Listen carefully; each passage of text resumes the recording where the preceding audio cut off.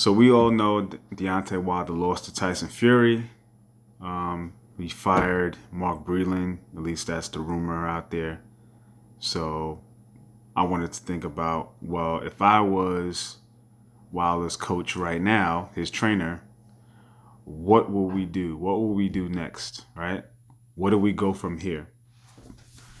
I think we have to address, listen, Wilder's lack of boxing skills has been the number one thing talked about in his career to up to this point, right? Outside of his power. So there's no secret, there's no surprise that that's something you have to work on. But how do you work on that, right? He's a 40 plus fight veteran, an Olympian, 34 years old. Tigers don't change their stripes that easily, right? Now he's in a situation where he might be forced to change his stripes because he has been beaten in a way that has kind of set a blueprint, right? We don't like to say that there's a blueprint to beat someone because every fighter is different, but this could be an exception to the rule, right? Because Wilder is so limited that if there was a way to do it, we've only seen one way at this point because he's always had an equalizer. So if I'm his trainer and we go back to the lab and we really try to formulate what our next steps are. First thing I'm thinking about is how to change a game, right? How to approach fighting differently. He's always been a menacing puncher, and contrary to what most people think, he isn't always fighting off the back foot. I mean, he isn't always coming forward. Sometimes he does fight off the back foot. It's just not as constant as it was in this Fury fight. Because a lot of times fighters like Ortiz, for instance, did come forward and try to take it to him, but they do it in spots. They didn't do it consistently. But that doesn't mean there still isn't something to work on, right? Number one is he needs to have more offensive tools. He can't rely on just that right hand.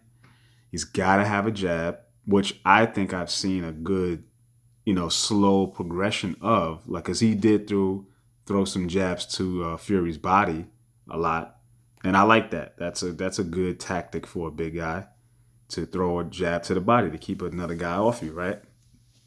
But he needs to use it in different ways, right? Using more combinations. He needs to use it as a starch weapon, like a hard snapping jabs, right? Also, his defense. If you notice, a lot of times his hands are not positioned in a defensive manner. He's kind of hanging his arms out there, leaves his head wide open. So he got hit a lot more than he probably should have because his hands were never in position to block. His gloves weren't in position to block a lot of the punches, and gives him an opportunity to move his head. So if you kind of add that, changing the position of the hands in a better defensive manner, and then also adding the head movement, he would have got hit a lot less, and that would have could have turned the fight around, right? Could have gave him more rounds, more opportunities to hit Fury back. Another aspect of it is his footwork. He fights with a very wide stance, and you combine that with the hands not being in the right position, because fighting is about momentum, right? When you're using your hands and your feet in combination with each other, the momentum of the shifting of weight is about coordination. So if your hands are not in the right position and you got a very wide stance, you're literally off balance the entire time. And that makes for a very tough way to evade offense, right? You can't move efficiently and quickly. You can't react because your own body isn't balanced enough for you to be able to be in a neutral position to be able to make a judgment on whether you should move one way or another. That's what really good footwork is about, is being in a neutral position to be able to change directions in a way that is useful for you in your next step, right? Whether that's being offensive to move into position to do something, or to be defensive and move out of the way of harm.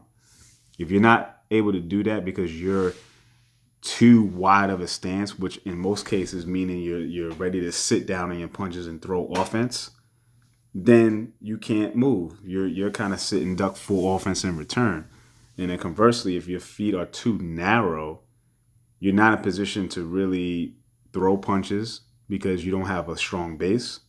So you're not probably able to move your head that well either because you're stuck with a narrow stance.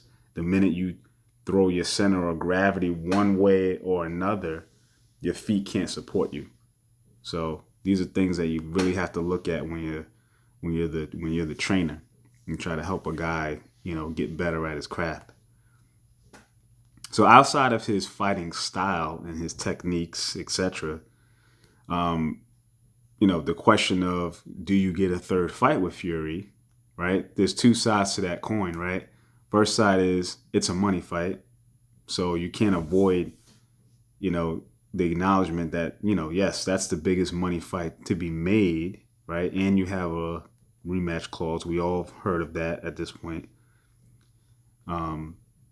So yeah, you could go into that third fight and reformulate yourself and try to come back and win. However, Wilder literally lost 2 fights already, right? We got the TKO in the last one, right, in the rematch, and then in the first fight, it was pretty universal that he lost that fight from a boxing perspective. Yes, he got the 2 knockdowns, but every other step of the way, he lost the fight in most people's eyes when it comes to boxing ability, which he always does, right? But when it comes down to going to decision, you would think that Fury would have won because of that, but he didn't. And you can see the argument in it, because of the 2 knockdowns, a couple of swing arounds here and there with inactivity of Fury versus Wilder not really doing much and maybe being the aggressor for those rounds that maybe Fury didn't do a lot. But he still lost, in my opinion, right? Still lost the fight. He didn't do enough. He didn't land enough punches, right? That's the meat and potatoes of boxing, right? So for me, I don't think at this level there's no such thing as a tune-up fight. You ain't tuning up fight anybody. You're the former champ. You got the target on your back, whether you got a belt or not at this point, right? You already made history, right? You are a former champ, and other fighters who have not held belts, and those who have, would love to have a former champ on their resume, right? You are now, there is a deep end of the pool that you just can't get out of, and do you take a different style of fighter to warm up against, right? Charles Martin was on the undercard of that pay-per-view, and he knocked out Gerald Washington, who Wilder also knocked out. So no one's probably going to talk about that because Charles Martin is not a big name, nothing fantastic. He lost to Joshua in a title fight when he had the belt, which a lot of people didn't really care that he had the belt in the first place. Was kind of unheralded champ because it kind of fell in his lap in a way. I mean, you got to look that up for yourself. But I mean, to me, if I'm in Wilder's camp, I might lean in that direction. I might say, let's go back to the drawing board. You have an option here. You could take the Fury fight, cash out, do what you do in that fight, and maybe sail into the sunset, right? Maybe there's nothing else physically you need to do in the heavyweight division in boxing, right? You're done. Make that money in the third fight and just walk away, right? If you're not going to be an improved fighter, what else do you have to give, right? Or you take another fight and you really concentrate on improving your skills, improving your strategy, and make an attempt to renew yourself. I think that that's possible. I think that if you're dedicated enough to it and you have the right team around you to push you in that direction, I think you can do it. I think you could do it. So, and that's another aspect of it, right? Like we talked about the skills, we talked about the next step in fighting or whatever, but you gotta have commitment. Commitment is everything. You could do everything right in the gym. You could say you're gonna do something, but when you get into that sparring session or you get into that fight and you don't show what it is that you have learned and commit to what it is that you need to do to and sometimes you got to do it win or lose just for your own. Obviously it's easier said than done when you don't have a championship, right? And you're just a guy on YouTube or Instagram just into your camera, right? But sometimes you just got to do it for the sake of your own ability, right? You want to show that you can change your stripes and that you can add a wrinkle to your game, right? And like I said, at the championship level, maybe you don't have the luxury of doing that so readily and risking losing again, right? But I think you know if you want to cement your legacy and show people that at the end of the day, like 10, 20 years from now, when we talk about Wilder, the first 40 plus fights, we're going to talk about how you were just about one punch, right? But what about the second half career of Wilder, right? If Wilder has another 10, 15 fights in his career, right? Which is a lot at this point in his life. What are we going to say about him in those last stages of his career? Can we say that Wilder made a huge improvement? He changed his game. He looked like the champion that we all thought he was, at heart. And he just, his scales met up with that championship heart. Or will he be the same one-trick pony that never realizes the glory of the American heavyweight champion that we want him to have?